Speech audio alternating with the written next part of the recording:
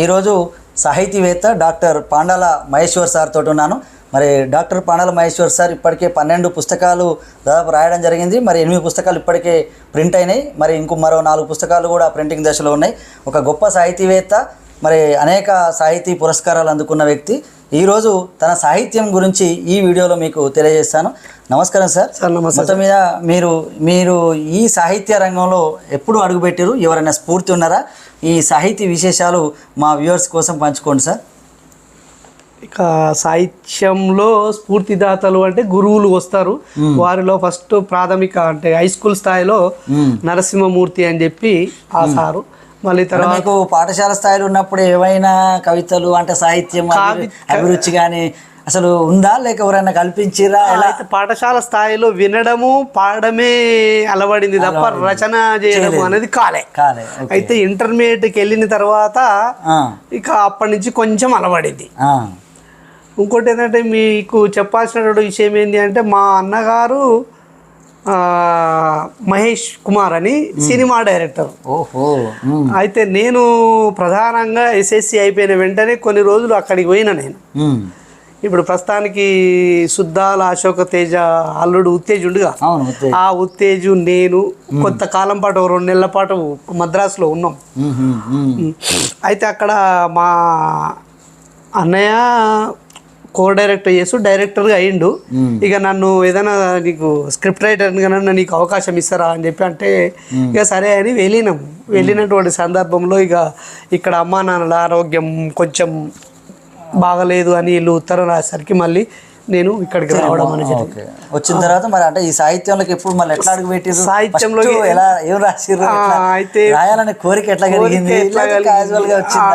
కోరిక ఎట్లా కలిగింది అంటే ఇక ఆ సందర్భంలో విప్లవం పాటలు బాగా వినేది. ఓహో, అంటే అది అయితే ఇప్పుడు ఉదాహరణకు శ్రీశ్రీ గారు రాసినటువంటి కాలేజీ కుర్రవాడ కులాసాగా తిరిగేటోడ విలాసాల మాట మరువరో ఓ విద్యార్థి, విప్లవాల బాట నడవరో ఓ విద్యార్థి అనే పాట మమ్మల్ని మేము వినేది.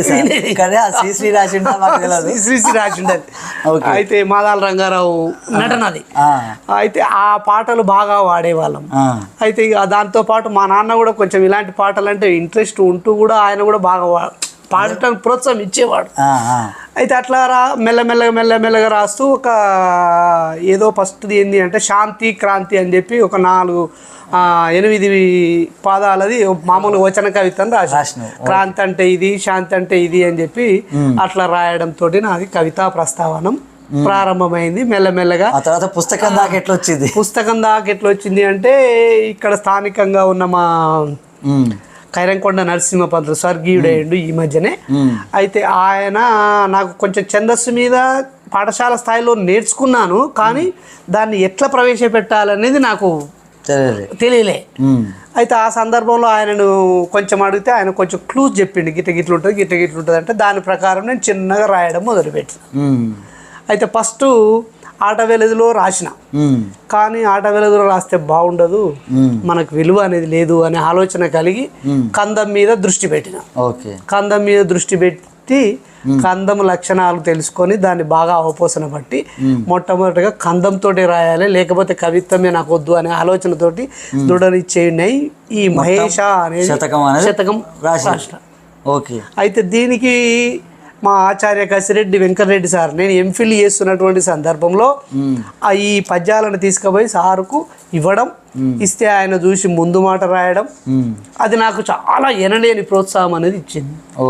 అట్లా దాంతో పాటు మా గురువు గారు స్థానికులు రావిరాల స్వామి సార్ కూడా చూపించిన, ఆయన కూడా రాసిండు. మొత్తం మీద మీకు ఒక అప్పుడు కాన్ఫిడెంట్ వచ్చింది. గొప్ప గొప్ప వ్యక్తులు అభినందించడంతో ఓకే నేను రాయగలుగుతున్నా. ఖైరంకొండ నరసింహ పంతులు రాసిండు.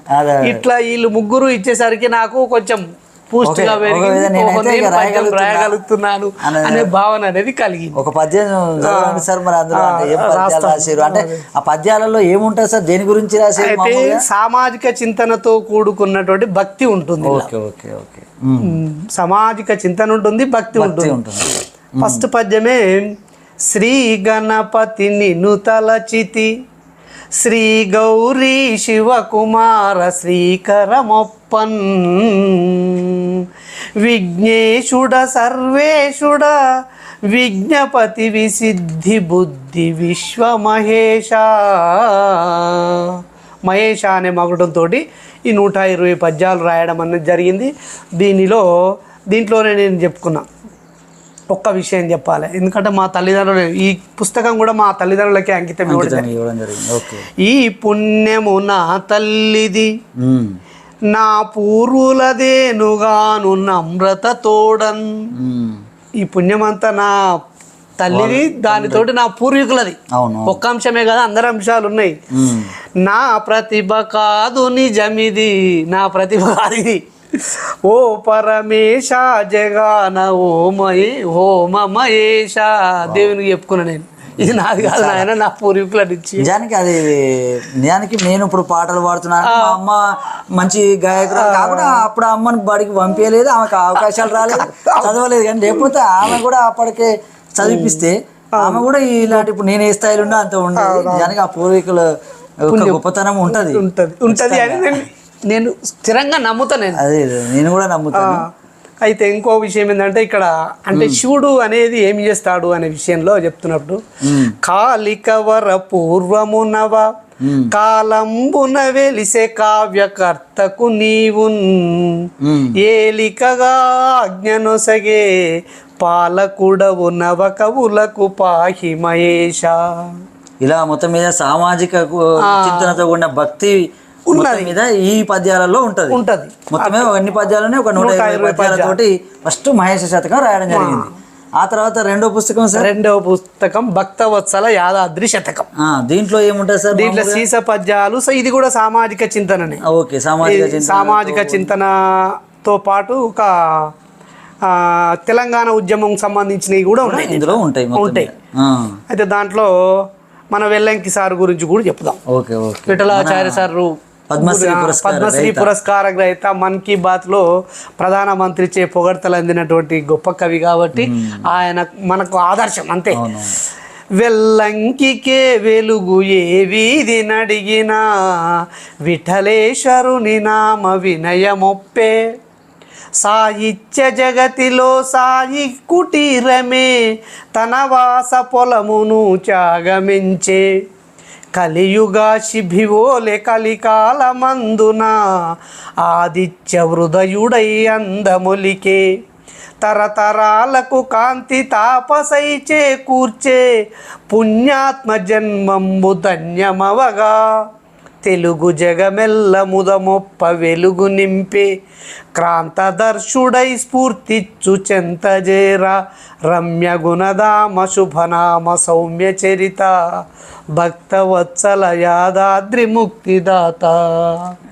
పిల్లకి ఆయన ఇలాంటి మామూలు ఛందస్తో కూడిన పద్యాలు రాయటం ఇవి అనేది నిజానికి మన పూర్వీకులు మరి మొత్తం మీద అంత సాహిత్యము అదంతా రావడం అనేది చాలా గొప్ప విషయం. అందరికీ రాదు, ఏదో నేర్చుకుంటే వచ్చేది కూడా కాదు.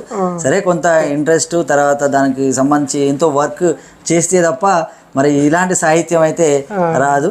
మరి ఈ రెండవ పుస్తకంలో ఇంకా ఈ పుస్తకం విశేషాలను ఫైనల్ ఏమున్నాయి సార్? సీస పద్యాలతో కూడుకున్నది. ఇది కూడా సామాజిక చింతన ఉంది. ఇంకోటి దీనికి మాకు సహకరించండి మిత్రులే బాగా సహకరించారు. మొత్తం పుస్తకం గోపాల్ రెడ్డి, శ్రీనివాస్ గౌడు, పాండాల అశోక్, మా బావగారు, ఈ విధంగా మాకు కొంచెం బండి నరసింహస్వామి కూడా పాండాల అశోక్, మునకుంట్ల శ్రీనివాస్ గౌడ్ మొత్తమే వీళ్ళు సహకరించారు. మా మేడం, మా కొలీగ్ కూడా సహకరించి, ప్రధానంగా ఇందిరా మేడం. అలా ప్రోత్సాహంతో బయటికి రావడం అనేది వచ్చింది. నెక్స్ట్ తర్వాత తెలుగు ఒక వెలుగు కాబట్టి తెలుగు మీద రాయాలనే సత్సంకల్పం ఇది ముందే రాసుకున్నా కానీ విడుదల చేయలేదు. అయితే దీన్ని తర్వాత చేయాలనే ఉద్దేశంతో నేను మన భువన భారతి అధ్యక్షుడు నరసింహారెడ్డి గారిని కలిస్తే ఆయన నేను ప్రింట్ చేస్తా అని చెప్పి ఆయన ముందుకు రావడంతో దీన్ని ప్రింట్ చేయించడం, ఇదంతా కూడా పోరెడ్డి వారి ప్రోత్సాహం, పోరెడ్డి రంగయ్య గారి ప్రోత్సాహంతో, జనసమాధ్యక్షుల గారితో ప్రోత్సాహం, వీళ్ళు పానుగంటి నరసింహాచారి శ్రీమతి సత్యవతి దంపతులు ఆర్థిక సహాయంతో దీన్ని ఈ పుస్తకాన్ని తీసుకురావడం. మొత్తం తెలుగు గొప్పతనము, తెలుగు ఎందుకు చదవాలి అనే విషయంలో ఇవన్నీ ఉన్నాయి. పిల్లలు ఏ విధంగా ముందుకు వెళుతున్నారు అని చెప్తూ ఇక్కడ గురువు గురించి చెప్పాలి. ఒకటి గురువు గురించి కూడా ఇక్కడ చెప్పడం అనేది జరిగింది. మొత్తం ఇది తెలుగుకు సంబంధించి తెలుగు వైభవం ఏంది, తెలుగు ఎందుకు చదవాలి, తెలుగు యొక్క గొప్పతనం గురించి ఈ మొత్తం ఈ తెలుగు వెలుగా సార్ తేట తెలుగు శతకం. గురువు జ్ఞానదాత గుణనిధి శిష్యుల కలతలెల్ల మాన్పి కాంతి నింపు. గురువు జ్ఞానదాత గుణనిధి శిష్యుల కలతలెల్ల మాన్పి కాంతి నింపు. మల్లె పూల తీరు మానవత్వము పంచు తేట తెలుగు పలుకు తేనె చినుకు. గురువు అనేవాడు ఎలా ఉంటాడంటే మల్లెపూల వాసన ఎవరికైనా పరిమళిస్తుంది. చెడ్డ అది ఆ గొప్పనైనటువంటి విషయం అంటే గురువు గుణం కూడా మల్లెపూల తీరే ఉంటుంది. కాబట్టి ఆ పరిమళం ఎక్కడి నుంచి వస్తుంది అంటే తెలుగు నుంచి వచ్చింది అనే భావనతోటి చెప్పడం జరిగింది.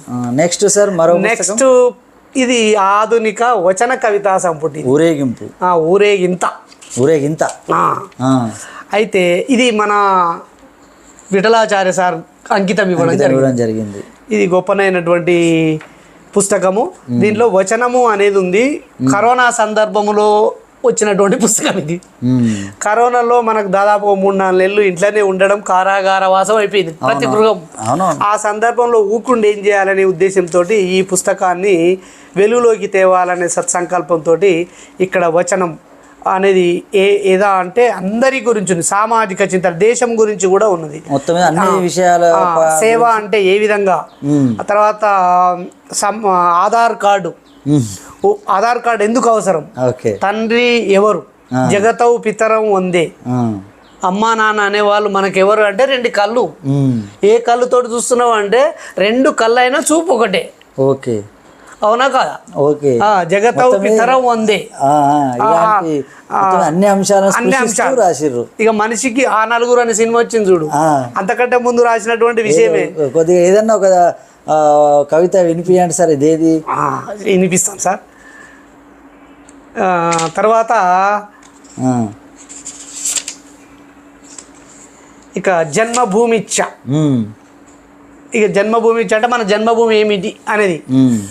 అమ్మల్ని, అమ్మమ్మల్ని, తండ్రుల్ని, తాతల్ని, తరతరాల తన్మయత్వాల్ని, వంశ పరంపరానుగతాన్ని పంపిణీ చేస్తూ ప్రపంచ నాగరికతకు వన్నెచిన్నెన్నిటినో దిద్దింది.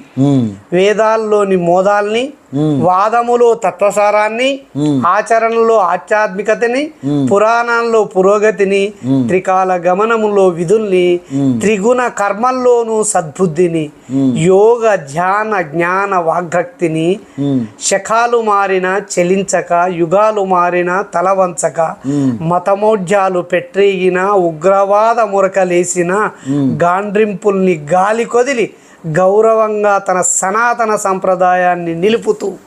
మొత్తం మీద ఈ జన్మభూమి అనే దీంట్లో కవితలో ఇదన్నీ చాలా అంశాలను స్పృశిస్తూ రాయడం జరిగింది. అట్లా అనేక అంశాలను, ప్రశ్నలు మంచియే, ప్రశ్నలు మంచిదే, కానీ దాన్ని లోతును రాబట్టే విధంగా ఉండాలి కానీ వెకిలిగా ఉండొద్దు అనే ఉద్దేశాన్ని చెప్తూ. Very good. నీకైనా నాకైనా ఎవరికైనా ఏ స్థాయికైనా ఎప్పుడైనా ఎందుకైనా ప్రగతి ప్రశ్నలు సంఘంలో రూపాయికి 2 వైపులా సమాంతరంగా మార్పులకు అనుగుణంగా వ్యవస్థలో ఉత్పన్నమవుతాయి. అవునా కదా? చాలా అద్భుతం. మన లోతుల్లోంచి ఉద్భవిస్తాయి ప్రశ్నలు నిత్యం ప్రభాత సూర్యుల్లా. అంతేగా, నిత్యం ప్రభాత సూర్యులు ఎలా అయితేనో ప్రశ్నలు ఎప్పుడు ఉదయిస్తూనే ఉంటాయి. ఇక మహనీయులు, సంస్కరణ గంధం, ఇలా అనేక అంశాలను ఈ పుస్తకం రాశారు. ఏది ఊరేగింత, ఇది మొత్తం మీద వచనకారంలో అంశాలను మీకు ఏదైతే అంశాన్ని రాయాలనుకుంటారో ఆ అంశాన్ని బాగా లోతుగా రాయడం జరిగింది.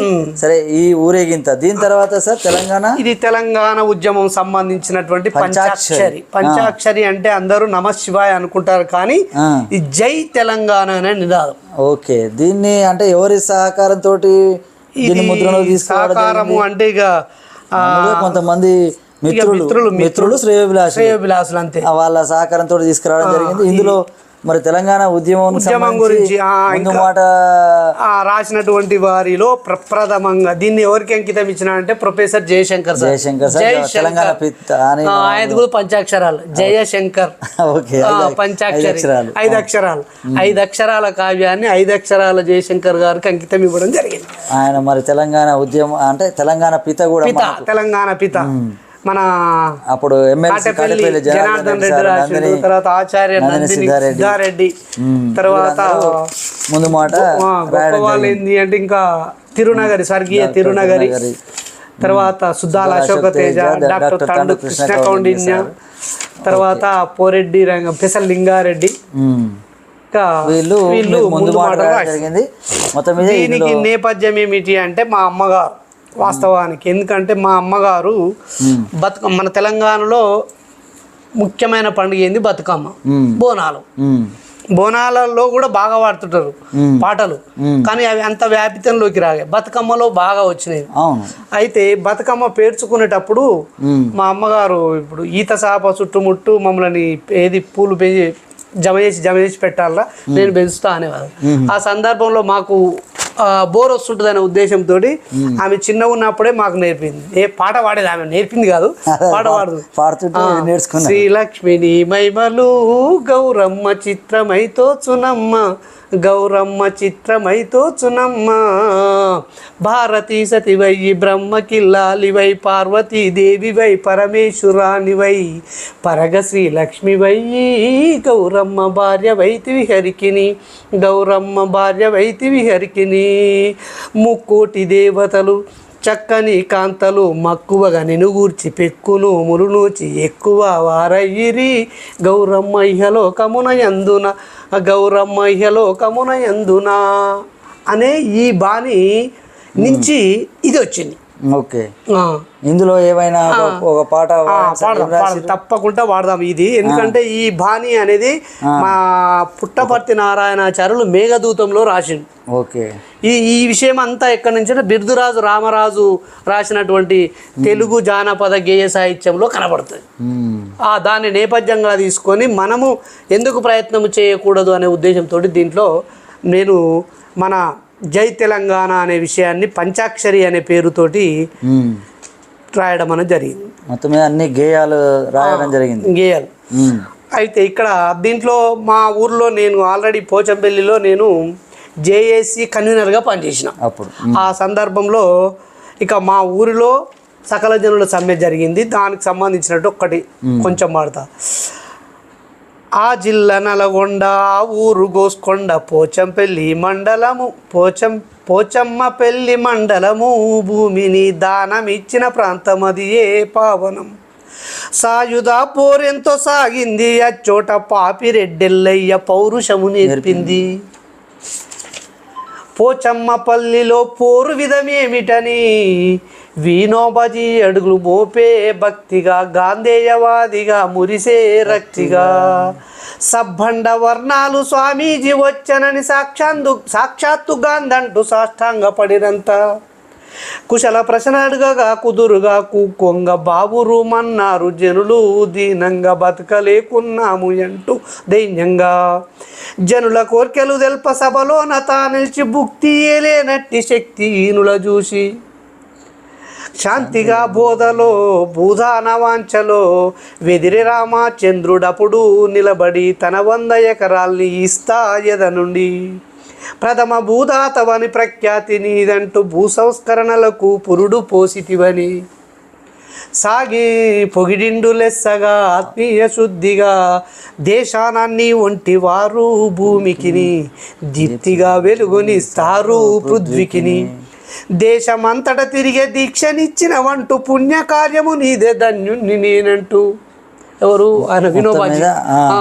ఆ నేపథ్యాన్ని తీసుకొని ఇక్కడ ఇప్పుడు ఎట్లుంది పోచంపల్లి, చేనేత వస్త్రాలకు ఆధారమై బాల సిల్క్ సిటీగా మారెనిప్పుడు ఆ ఊరు సోకు సొగుసుల పెరిగి తనది ఔరౌరా పోగు డిజైనుల జోరు పొంకంగా దేశాన ఇంతింత ఒటిడిలా అంతటా వ్యాపించే ఈ ఖ్యాతి విఖ్యాతి సంస్కారమే దీప్తి హిందీ పండితుడు ఏమో రాసే చరితంతా గతమేర గర్వంబు అంటూ భవితంతా హిందీ పండితుడు గడ్డం లక్ష్మయ్య గారు ఇవి రాసిండు ఈ భూదాన చరితము అని చెప్పి ఆయన నేను ప్రైవేట్గా ఉన్నప్పుడు ఆయన హిందీ భారతికి ప్రెసిడెంట్, నేను సెక్రటరీగా పెట్టుకొని కార్యక్రమాలు చేసినాం అన్నట్టు.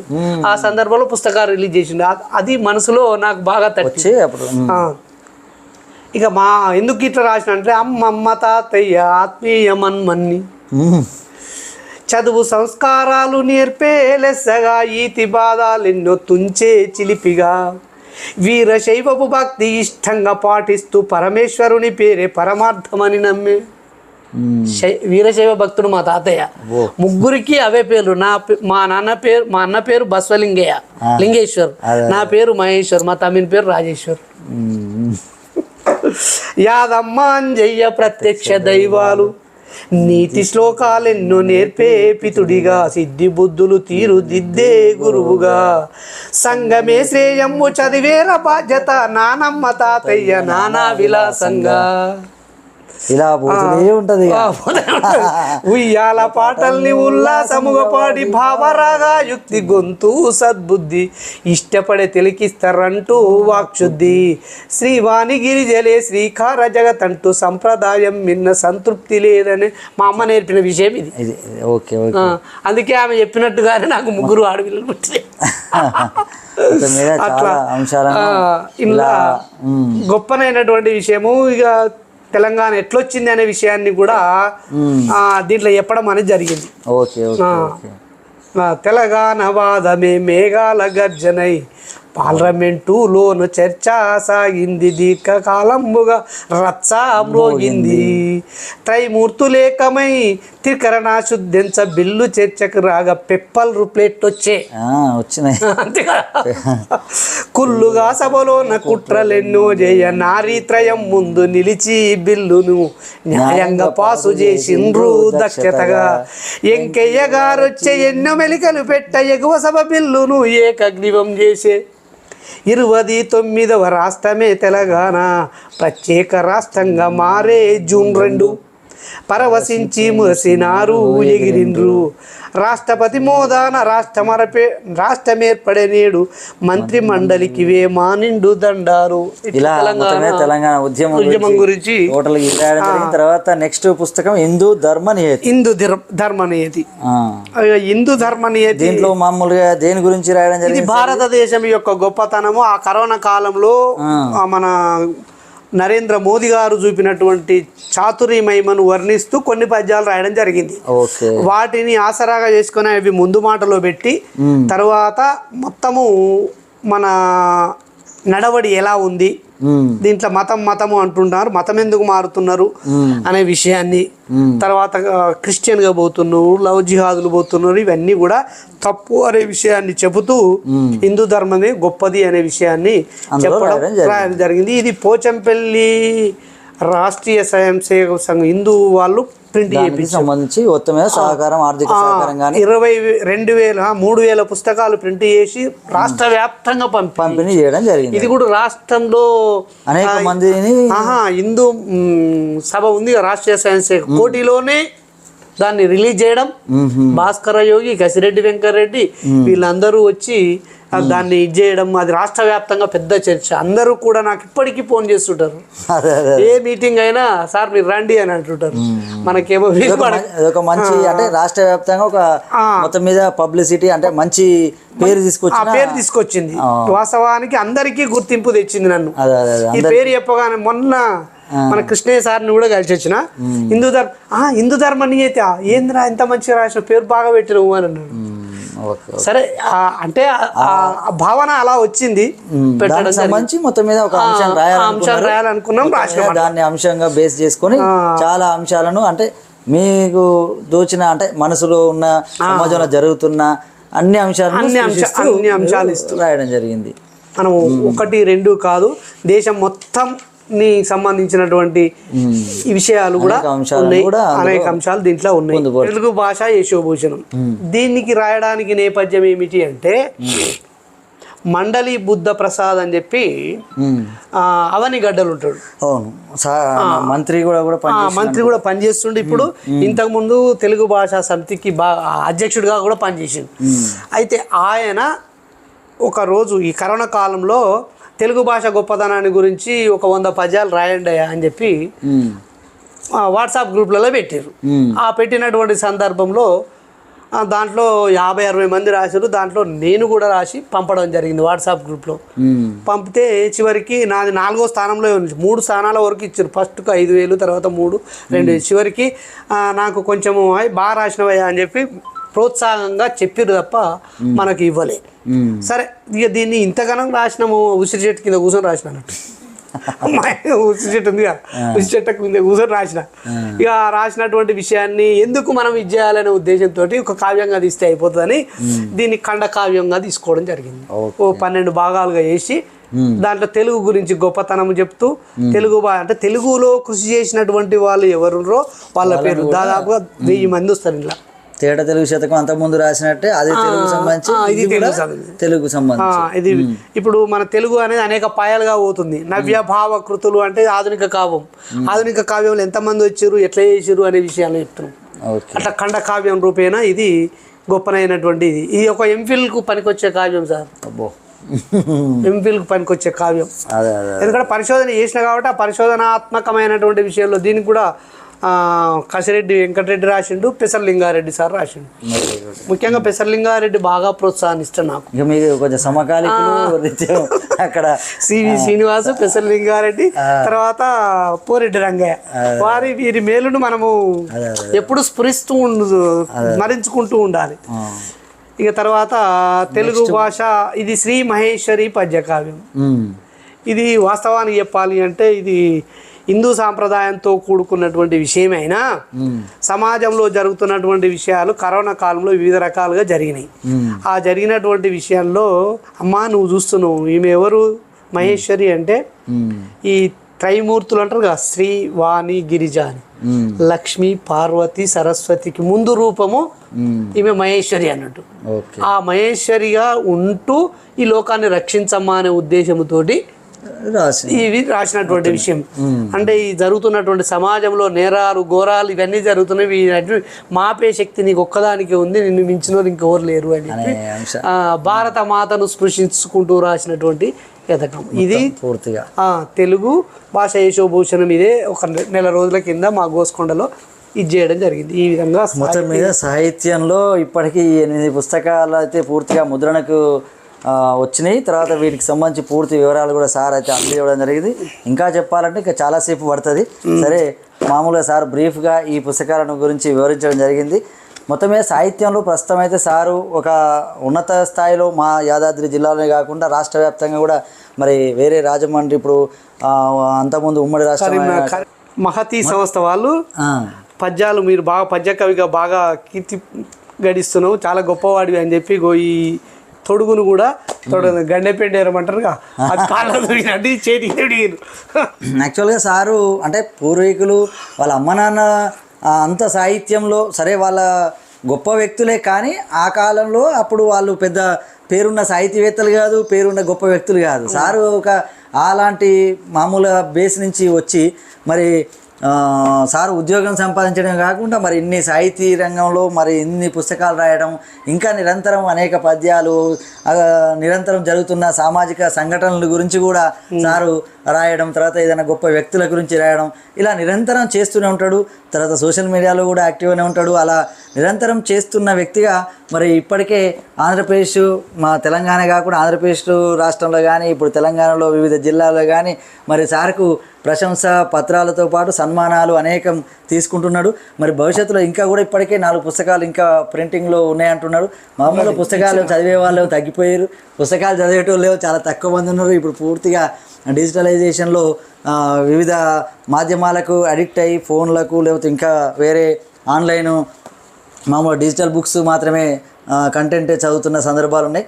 కానీ చివరిగా మొత్తం మీద సారు ఆనాటి నుంచి కూడా పుస్తకాలు అయితే ఇంకా రాస్తూనే ఉన్నాడు. మరి ఈ పుస్తకాలు చదవడం ద్వారా చాలా గొప్ప వ్యక్తులుగా ఎదగొచ్చు అనేది ఎంతోమంది చెప్పిన అంశం. మరి పుస్తకాలు చదివితే మనకు చాలా అంశాలు తెలుస్తాయి. ఎందుకంటే ఒక కవి అనేవాడు అంటే ఇప్పుడు తల్లి పురిటి నొప్పులు ఎంత పడి ఒక బిడ్డకు జన్మనిస్తుందో, ఒక సాహిత్యంలో ఒక అంశం, ఒక పద్యం కానీ ఒక ఏదైనా కొద్దిగా అంత రాయాలంటే మరి ఎంతో కష్టపడాలి, ఎన్నోసార్లు ఆలోచించాలి, ఎన్నో వాటిని అర్థం చేసుకోవాలి. అంతకుముందే 1000 పుస్తకాలు చదివి ఉండాలి. తర్వాత ఎంతోమంది గొప్ప వ్యక్తుల నుంచి ఎంతో జ్ఞానం పొంది ఉంటే తప్ప మనం ఇది రాయలేము. ఉట్టిగానే ఏది పడితే అది రాస్తే అంత ఈజీ కాదు. ఎందుకంటే సమాజంలో ఒక పుస్తకం అంటే అది ఒక వాక్యం రాసినామంటే అది ముద్రణకు వచ్చినట్టయితే ఎంతోమంది చూస్తుంటారు, ఎంతో గొప్ప సాహితీవేత్తలు చూస్తుంటారు.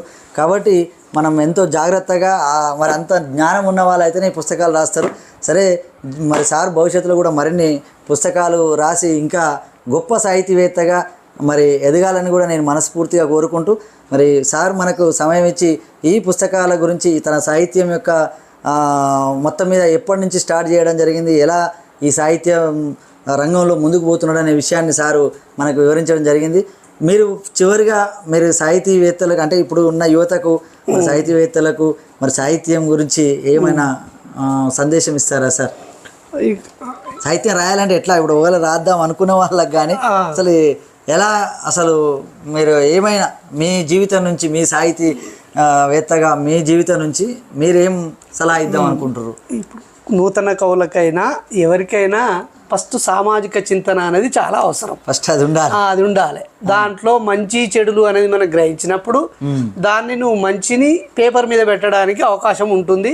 దాన్ని నువ్వు కవిత పరంగా పెడతావా, వచనం పరంగా పెడతావా, కథ పరంగా పెడతావా, గేయం తరపున పెడుతున్నావా అనేది ఫస్ట్ నువ్వు సమాజాన్ని పరిశీలించాలి. అది సద్బుద్ధితో పరిశీలించాలి. ఏదో గొప్పగా ఉంది షోపుటప్ కోసం చేయడము అనేది పక్కన పెడితే దాంట్లో ఉన్నటువంటి మోరల్ వాల్యూస్, నైతిక విలువల పట్ల నీకు ఒక నిగూఢమైనటువంటి అభివ్యక్తి ఉంటే కవిత్వం ఆటోమేటిక్గా వస్తూనే ఉంటుంది. దేవి అనేది అంతర్ధానంగా మనకు సహకరిస్తూనే ఉంటుంది. ఇప్పుడు నాకే అనిపిస్తుంది, నేను ఇన్ని రాసినా ఇది ఎట్లొచ్చిందో నాకు అనిపిస్తుంది. నేను కవిని కాదు, రచయితని కాదు, నేనేమైనా పిల్లలకి ఏదో చేయాలి, ఏదో చెప్పాలన్న ఉద్దేశంతో రాసింది. కానీ నేను ఎప్పుడైనా చెప్తాను, నిజానికి మా పూర్వీకులు సాహిత్యవేత్తలు కాదు, మనకు కూడా సాహిత్యం అంటే తెలుగు కాదు, నాది BSc మ్యాథ్స్, నాకు తెలుగు మీద అసలు ఇప్పటికీ ఆ ఛందస్సు ఏది తెలియదు. సరే, నేనేదో పిల్లలకు మీరు అన్నట్టు ఫస్ట్ సామాజిక చింతన కానీ ఇంకా ఒక అంశం పట్ల దాన్ని ఏదో చేయాలనే తపన అప్పుడు ఏదో విధంగా చింతన ఉంటే తపన పెరుగుతుంది. ఆ తపన నుంచే ఒక తాదాత్మ్యత చెందుతాడు. చెందినప్పుడు పేపర్ మీద పెట్టడం జరుగుతుంది. అది ప్రధానం. అది ఫస్ట్ సామాజిక చింతన. ఆ చింతన విజ్ఞానం పెంచుకోండి, అనేక పుస్తకాలు చదవండి, తర్వాత గొప్ప వ్యక్తులతో మాట్లాడండి, వాళ్ళ విషయాలన్నీ కూడా వాళ్ళ చరిత్రలు తెలుసుకోండి. మరి అలాగే సాహిత్యంలో మొత్తం మీద విజ్ఞానం చాలా అవసరం కూడా. అంటే ప్రతిదీ కూడా ఎంత ఎక్కువ నేర్చుకుంటే, ఎంత ఎక్కువ సమాజాన్ని గమనిస్తే, ఎంత సమాజంలో ఉన్న అనేక సంఘటనలు కానీ సమాజంలో జరుగుతున్న అనేక విషయాలను నిరంతరం పరిశీలించడం ద్వారా, వాటిని బాగా అవగాహన చేసుకోవడం ద్వారా మాత్రమే మనం ఒక సాహిత్యాన్ని కానీ ఏదైనా రాయగలుగుతామని సారు చెప్పడం జరిగింది. మా సారు కూడా నిజానికి ఎన్నో విషయాలు, ఎన్నో ఉపాధి, ఎన్నో ఉద్యోగంలో కానీ తన బతుకు తెరువులో కానీ అనేక అంశాలను స్పృశించిండు, అనేక విధాలు ఎంతోమందిని కలిసిండు. మరి ఆ విధంగా ఎన్నో చేస్తే తప్ప మరి ఇంత సాహిత్యం రాదు.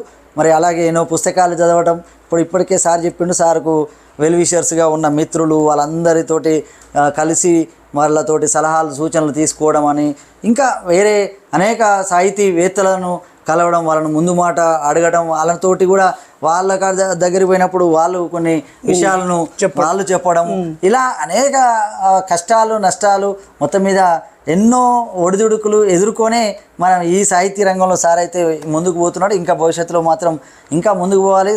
తన కుటుంబ సహకారంతో, తర్వాత సమాజం ఫ్రెండ్స్ సహకారంతో ఇంకా భవిష్యత్తులో సార్ గొప్పగా ఎదగాలని మనస్ఫూర్తిగా కోరుకుంటూ, మరి సార్ మనకి ఈ అవకాశం ఇచ్చినందుకు మరి డాక్టర్ పాండాల మహేశ్వర్ సార్కి ప్రత్యేక ధన్యవాదాలు తెలియజేస్తూ అందరికీ థ్యాంక్స్.